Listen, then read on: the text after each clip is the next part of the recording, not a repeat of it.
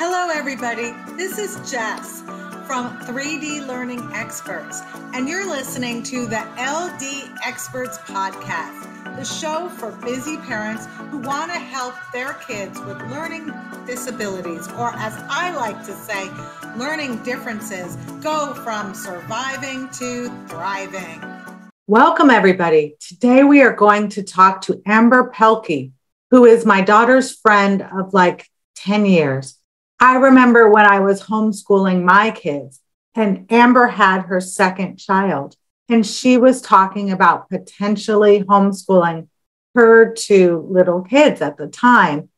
And here we are 9 years later. I'm excited to be able to talk to Amber, who has now been homeschooling for several years.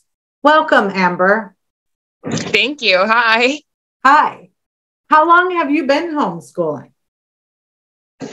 We have been homeschooling for, I think, we'll be going into our 7th year this year. Great. And how old are your kids? I've got one that is 12 and one that is 8.5. Okay, so you started homeschooling shortly after you said that, because I'm pretty sure it was about 7 years ago when we went to Disneyland and you were talking about homeschooling. Yeah. We started homeschooling pretty much when my oldest son, Archer, he had gone into kindergarten, into the public school, and the learning style with him being on the autism spectrum was just, it wasn't fitting in well with the public school setting. And so we ended up pulling him out that year, and we started homeschooling him in the middle of his kindergarten year, which ended up being absolutely wonderful for his performance. Awesome. Well, I'm glad that you were aware so early on that it wasn't going to be a good fit for him. And you made that leap. So let's talk about what type of homeschooling you do.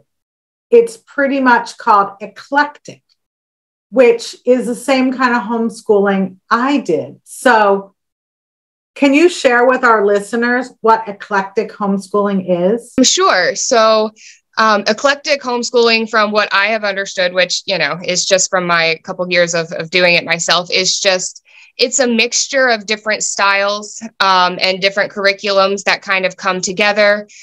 Personally, we do a lot of going out in town and learning and hands-on work. And then we do little bits of book work and little bits of computer work here and there, as well as we like mixing in, different TV shows and podcasts and stuff. Awesome.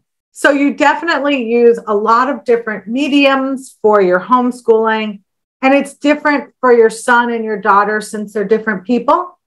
It absolutely is. Yes. My son hates like written book work. He doesn't like to do it.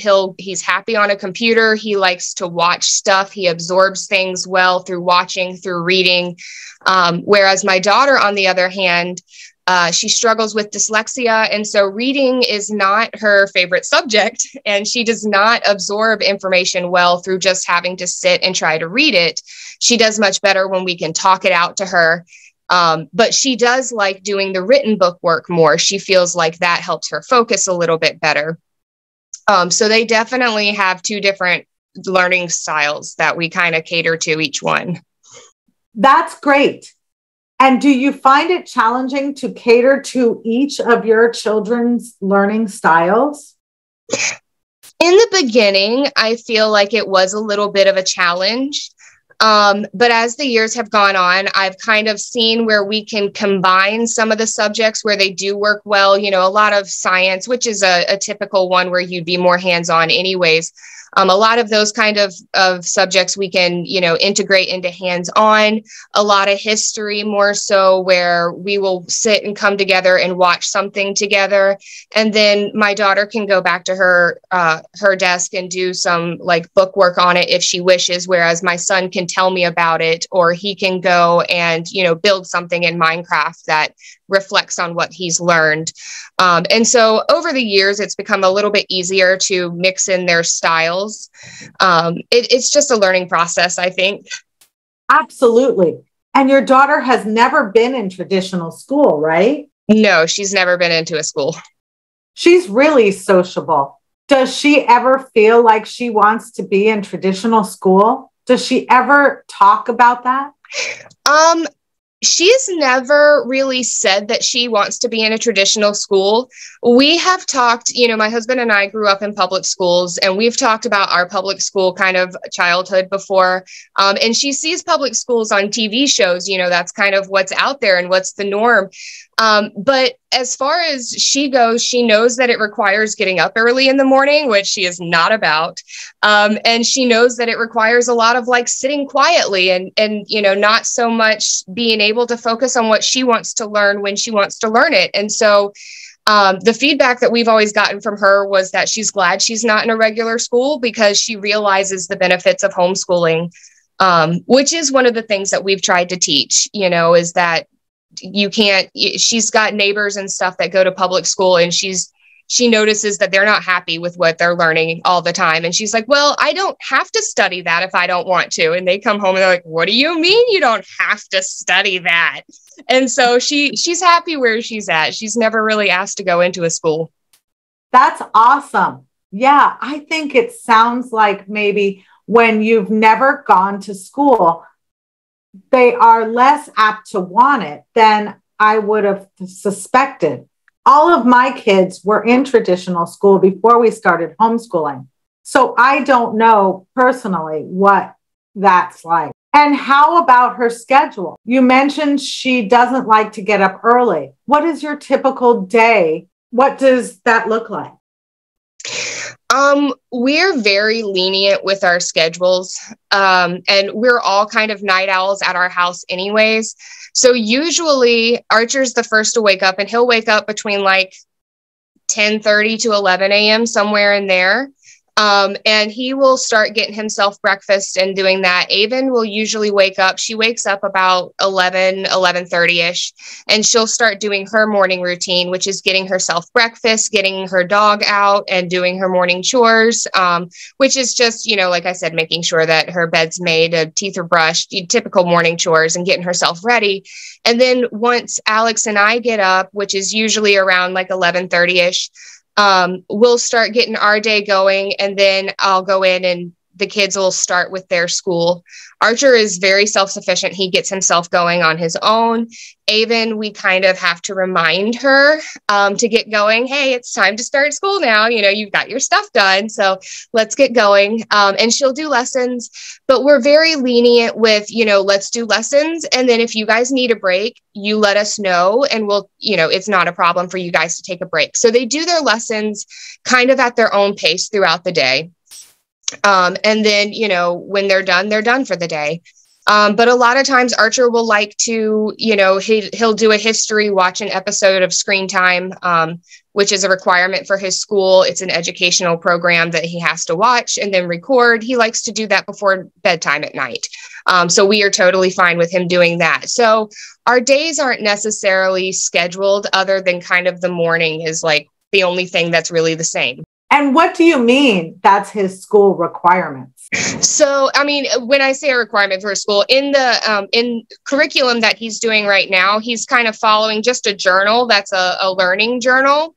And so it will give him a prompt of, do a screen time. And so watch an educational video, watch an educational video, and then come back and record what you watched. And it'll make him draw a picture of what he watched, of something that he remembered, and then write a little short paragraph summarizing what he learned in the, in whatever it was that he watched, and then do some recording and stuff there. So in his learning journal, it'll give him his prompts, and that's what I was talking about there. You're in Georgia. Are there any state requirements or regulations that you have to follow? We're very fortunate in Georgia. We're one of the most lenient states for homeschooling. You do need to do 4 hours a day for 180 days a year. We have to put in a declaration of intent to homeschool with the state at the beginning of every school year. And then at the end of every year, you need to write up just a summary of what the kids learned that year and what you worked on. And every 3 years of homeschooling, you need to take a standardized test, one of the accredited tests. So my oldest son is coming up on that this year, and he'll be taking the CAT test, which is the California Achievement Test. And then we'll get those results back. We don't have to turn them into the state or anything. We have to keep them for our own records for the next, I think it's the next 3 years until he takes the next test. So you get to choose what state test you have your kids take? We do, yes. For Georgia, it's just as long as you have a standardized nationally accredited test, you can choose any of them, which is really nice. It gives us a lot of freedom. Well, you're right. The East Coast is much stricter than the West Coast. Maybe Southeast thing. Everybody around here is like, Georgia has no requirements. They're so lenient. In Texas, all I had to do was pull my children out of school. I had to withdraw them from school, and really that was the only requirement. I didn't have to do anything else. In Nevada, you have to sign an affidavit when you pull them out the first time, and you get a certificate of homeschooling. So in case the truant officers come to your house, you would have proof. When I moved to California, I was like, what do I do if a truant officer comes to my house? Because all you have to do is have a private school affidavit every year, but they don't give you any certificate. So those are the 3 states I've homeschooled in, and all 3 states were pretty lenient. Yeah, it's nice to be in a lenient state. I've heard some of the regulations for some of the other states around here, you know, where some of them have more like attendance is required. And I'm like, how do you take attendance at homeschool? They're home every day, you know. I mean, I know what they mean, but it's not something, you know, I would never want to live in a strict homeschooling state. It's not why I homeschooled in the beginning. I mean, it's still more freedom than having them in traditional school. But yeah, the state is definitely requiring more of the parents. So let's talk finances. What do you think? How is homeschooling for you financially? Do you have to spend much to homeschool your children? We personally do not spend a whole lot of money homeschooling. My husband and I both are on fixed incomes, and so we don't have a lot of disposable income to spend. We do a lot of things like for Christmas, we'll ask family for memberships to the museums, local museums around here, which we live near Atlanta. So, you know, there's some good museums around us. So we get family memberships to museums and to good educational field trip places. And then we use a lot of free curriculums or curriculums that go on sale. One of our favorite companies is the Thinking Tree Fun Schooling books. And the books really are not, you know, horribly expensive. And the company is wonderful, and they have a sale on certain books every month. And so I try to buy curriculum when it's on sale. I try to do a lot of free opportunities. We like going to the library.